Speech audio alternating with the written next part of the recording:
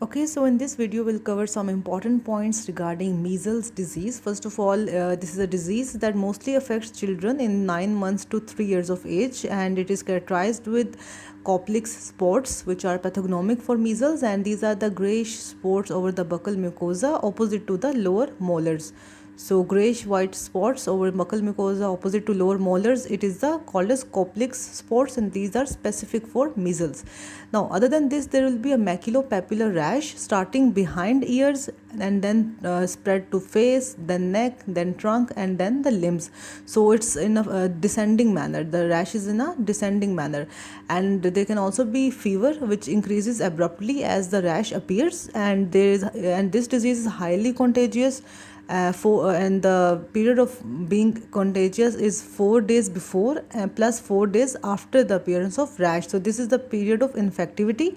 During this period the disease is highly contagious, and there will be maculopapular rash in a descending manner, and there will be complex spots which are specific for measles. And what are the complications of measles? It is an often asked question which you need to know, that there are certain respiratory complications including otitis media, pneumonia, and flare up of TB. Then there are neurological complications including measles encephalitis and subacute sclerosing panencephalitis, SSPE.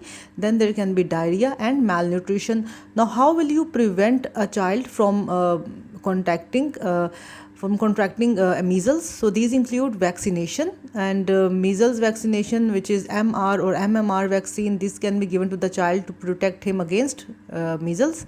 And in addition to this, if there has been a exposure to measles, then you can give a post exposure prophylaxis.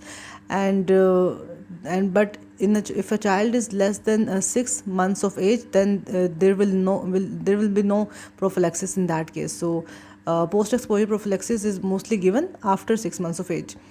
And between 6 to 12 months of age, vaccine has to be given within 72 hours.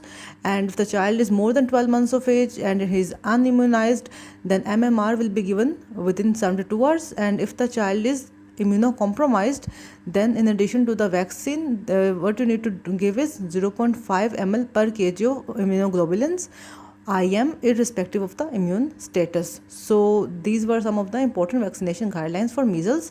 These are the important clinical picture. These are the complications, and vaccination includes MR or MMR vaccine.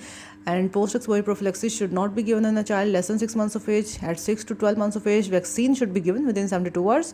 And more than 12 months of age, and if the child is unimmunized, then MMR should be given within 72 hours. And if the child is immunocompromised, then in addition to the vaccine, there should be 0.5 ml per kg of immunoglobulins IM, irrespective of the immune status. So these were some of the important points regarding measles. I hope it was helpful for you guys.